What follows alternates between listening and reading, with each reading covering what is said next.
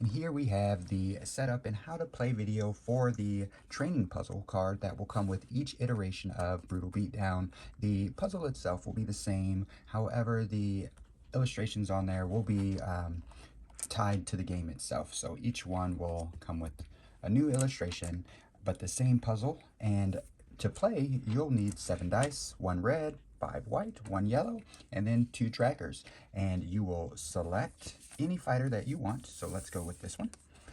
And we will take the stats. So his skill points are 3 and his energy is 3. And we will just match that on this card here. Now, before I move into the next section, I want to say that this training puzzle is really tied to story mode more than anything else. You can play it as a one-off, but the purpose of the training puzzle is to risk skill points and energy to gain experience points.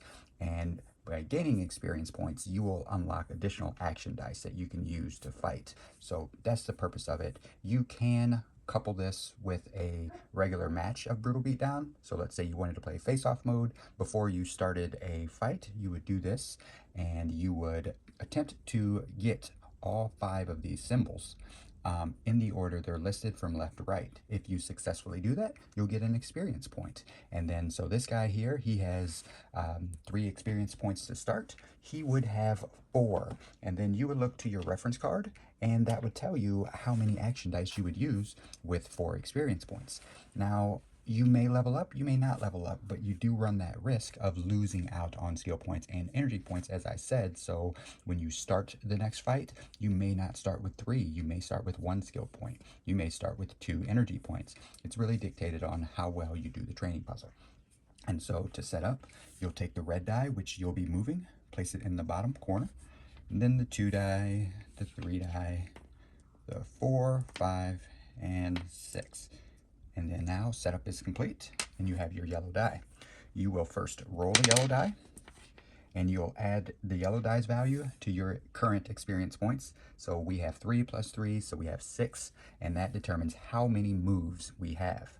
If I am not happy with the roll, let's say we got a 1 and I know I'm going to need more movements than that, I can spend 1 energy point to re-roll. I'm again not happy. I could spend another energy point to re-roll. But then if I run out of energy points too soon, I'll be out of luck if I really need it. So you got to be careful with it. So I have 5 and 3, so I can make 8 moves. So it's simple, and it's not. You can't peek to see where the symbols are. You have to remember. But then when you're moving these, you have to move them. So if we're going to take this column, we have to move them all up to the end.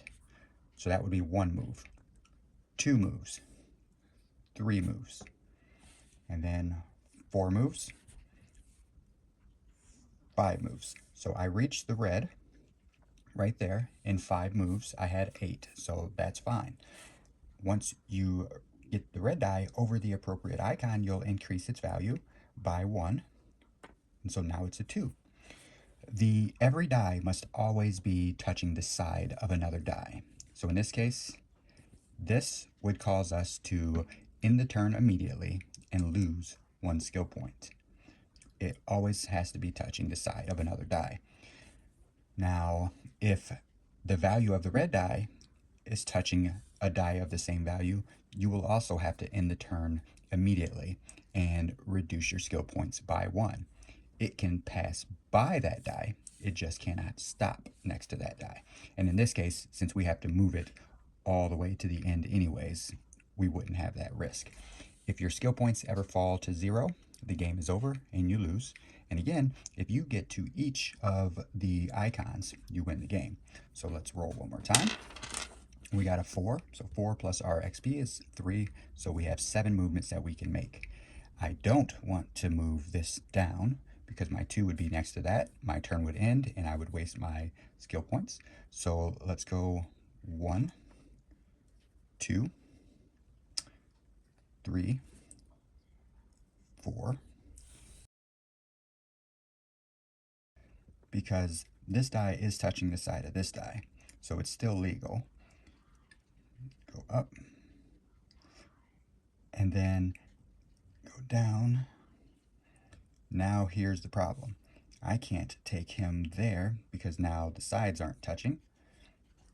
And I can't take him there because the sides aren't touching. And so in this case, I'm kind of out of luck.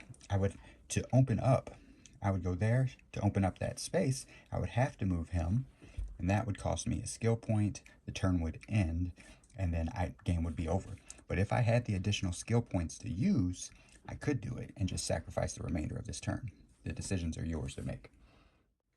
And then that there is how to play the training puzzle.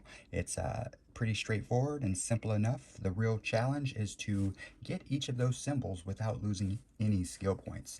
You can always make strategic choices on when to lose those skill points, but I've found it vastly more challenging to not lose any skill points at all.